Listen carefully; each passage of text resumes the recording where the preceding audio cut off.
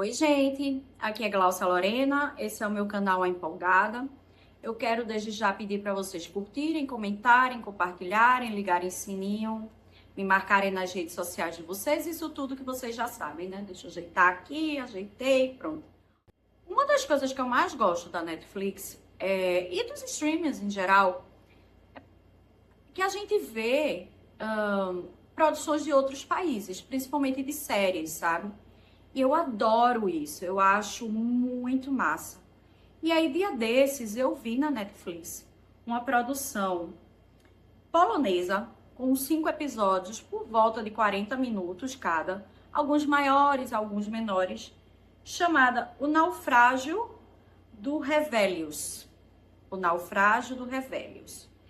É uma produção muito boa de reconstituição da época, início dos anos 90, assim. É uma produção muito bem cuidada, alguns atores e atrizes melhores do que os outros, mas isso tem em todas as produções. É muito boa, muito bem feita. E é uma história que conta a maior tragédia náutica da Polônia, que é o naufrágio dessa balsa de transporte de cargas, chamada Revelius, e que levou à morte 56 pessoas e 9 sobreviveram, sabe? Essa balsa, ela foi construída em 1977 e desde o início ela tinha problemas. E aí teve um incêndio, aí passou por uma reforma e uma das reformas foi para colocar... Eu não entendo muito de embarcação, mas uma das reformas no Revelius, eles colocaram concreto para nivelar o deck. E ao invés de nivelar, isso mudou o centro de gravidade do Revelius, da balsa. E é um problema. E super me lembrou a história do Batomushi aqui, do Brasil, do Rio de Janeiro, que também usaram concreto na reforma. É normal usar concreto na reforma de embarcações, minha gente? Eu realmente não sei.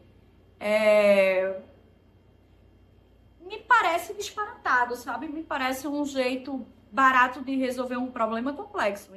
Enfim, e aí essa balsa era uma balsa de carga pesada, caminhão, com carregamento de coisas.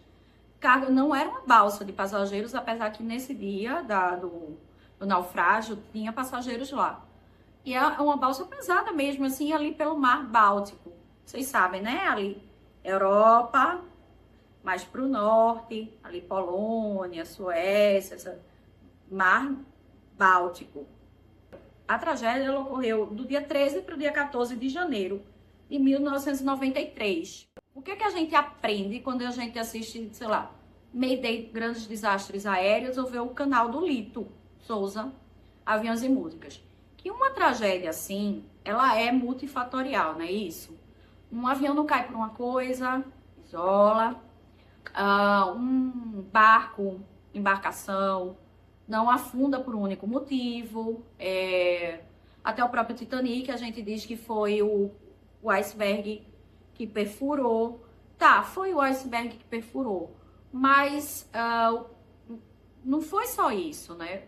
Foi porque havia um eixo de gravidade no Titanic que, quando as câmaras encheram de água, alterou o eixo e o barco fez isso e bateu no meio. E tinha aço ruim nele. Então, não foi só o iceberg, que já é bem tenso. Mas tinha um problema de construção no Titanic também. E aí o Revelius é também multifatorial. Que é o que eu já falei desses problemas de construção, de reforma, de eixo de gravidade tosco, com reforma com concreto, estilo Batomushi. Umas condições climáticas super incomuns no Mar Báltico, assim, com direito a furacão. E aí a gente vê até uma conversa, furacão, mas aqui não é o Atlântico, não é o Caribe, aqui é o Mar Báltico, mas é um furacão, tá? E ventos fortíssimos. Um erro de comunicação entre a Polônia, a Alemanha e a Dinamarca para ver quem ia socorrer as vítimas que estavam na água a 2 graus Celsius. A maior parte das vítimas morreu de hipotermia. Então, houve um erro de comunicação, um não falava a língua do outro e ficou, é jurisdição de quem? E quando foram, olha, o resgate, só que não, hein? Tensíssimo. Vai helicóptero, volta helicóptero, pega a balsa, não pega a balsa, sobe, não desce, aí o resgatado tá subindo, cai no mar de novo. Tipo, que angústia, assim. E aquilo é resgate, minha gente? 1993. Não é tanto tempo atrás, não. Que resgate é aquele? Não sei. E claro, talvez o maior problema para que causou o naufrágio foi porque o Revelius ele atrasou na sua partida de volta para a Polônia. E esse atraso ocorreu porque o comandante do navio, da balsa no caso, foi forçado a aceitar esse atraso. Forçado por questões financeiras, por questões políticas, por questões sociais, pela empresa ser uma empresa estatal com problemas financeiros. E aí ele foi forçado a aceitar esse atraso. E aí eu acredito que teve um excesso de confiança do tipo, vai dar certo, não há furacão no Mar Báltico.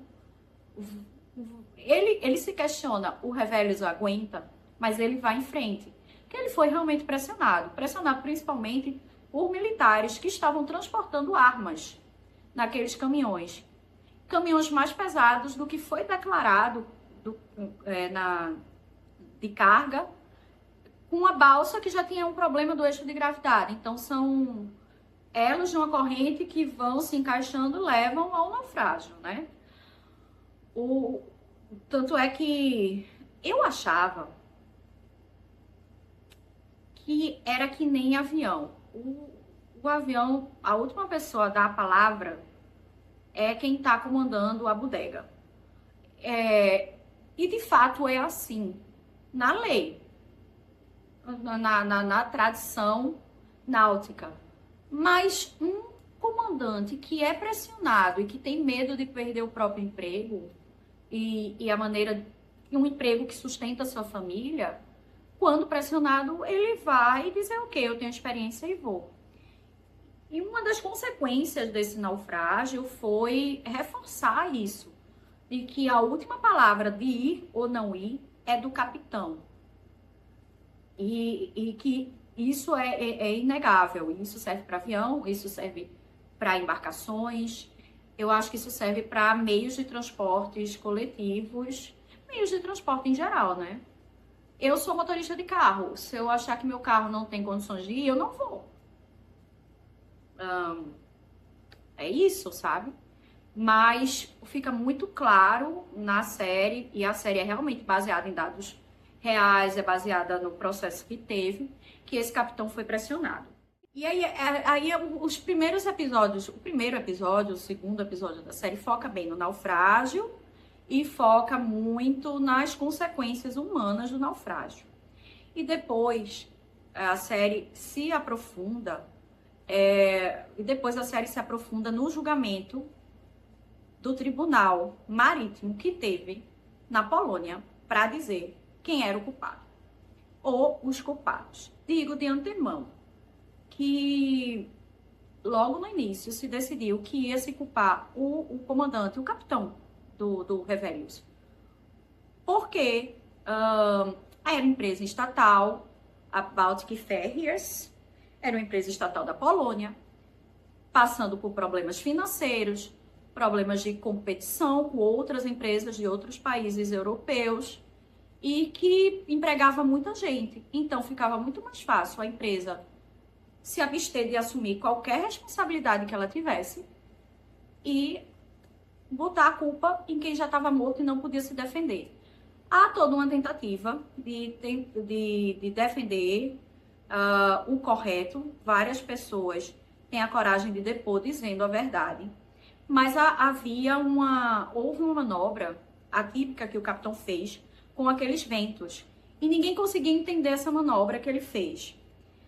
E aí ocorre uma coisa, um dos juízes civis desse julgamento descobre que o capitão fez essa manobra porque havia um outro barco menor, uma embarcação menor, alemã, e que naquela área do Mar Báltico, essa embarcação teria prioridade de passagem.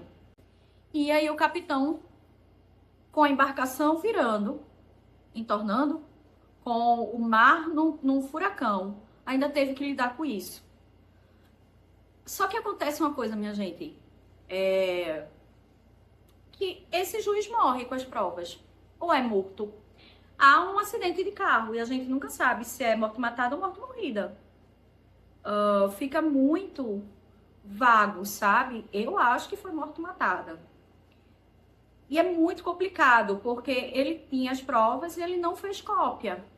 Não mandou para ninguém. A gente tá falando de uma época que não tinha internet, não tinha telefone celular, era orelhão. E acaba que o comandante é culpado, é considerado culpado em 1993 pelo naufrágio e pelas mortes, né? Aí o que fica disso tudo é aquela sensação de injustiça e de desconfiança dos poderes do Estado que deveriam promover a justiça. Há uma sensação de se estar num Estado inseguro, que a verdade não é dita, porque existem outros interesses financeiros e políticos que suplantariam a verdade. Eu lembro que na época da pandemia de Covid-19, o Yuval Noah Harari publicou algum texto em alguma rede social, que eu não vou lembrar, dizendo que o modo para se enfrentar bem um episódio pandêmico era que as pessoas tivessem confiança no Estado, no que era feito, de que os governantes sabiam o que estavam fazendo. E a gente vive num Estado, o Brasil, que uma nação estatal, nasce Brasil, que na pandemia foi... A gente não... O que era passar pelo poder superior, assim, principalmente do executivo, era que vacina não funcionava, que o vírus não era real, que estava todo mundo surtando, era todo mundo doido, enfim, quem acreditava eram forças políticas adversas, eles faziam motociata, eles se reuniam, eles espalhavam vírus, eles causavam mortes, eles não levavam oxigênio para onde estavam, eles faziam fake news, eles faziam tudo que a gente lembra, né? Que eu lembro. Eu estava trabalhando na pandemia. E eu lembrei dessa frase do Yuval Noah Harari, porque essa sensação de desconfiança de quem está no poder, ela é péssima. Ela é horrível.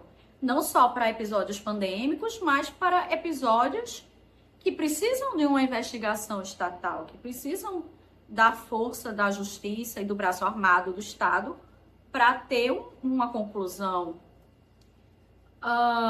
Como é que a gente resolve isso? Eu acho que assim, o óbvio é votar melhor, mas eu acho que o menos óbvio é o mais trabalhoso, que é vigiar quem a gente votou.